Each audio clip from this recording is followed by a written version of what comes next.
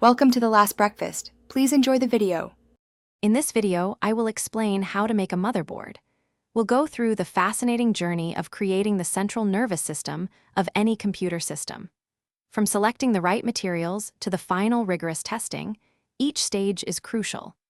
Understanding this process helps appreciate the complexity and precision involved in producing these vital electronic components that power our digital world.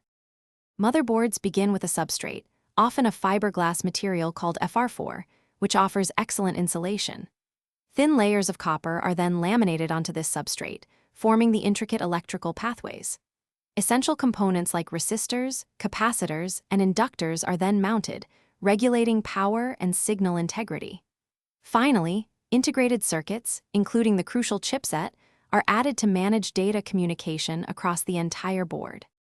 The manufacturing process starts with photolithography, where circuit patterns are precisely etched onto the copper layers. These layers are then carefully laminated together under immense pressure and temperatures exceeding 200 degrees Celsius.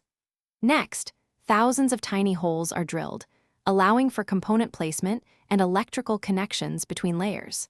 Finally, automated machines accurately place and solder the numerous components onto the board.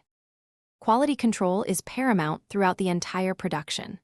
Automated optical inspection systems meticulously scan for any manufacturing defects or misalignments.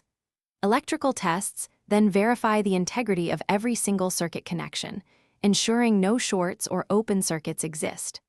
Finally, functional tests confirm that all components operate correctly, often under various thermal and stress conditions, guaranteeing a robust and reliable motherboard for end users.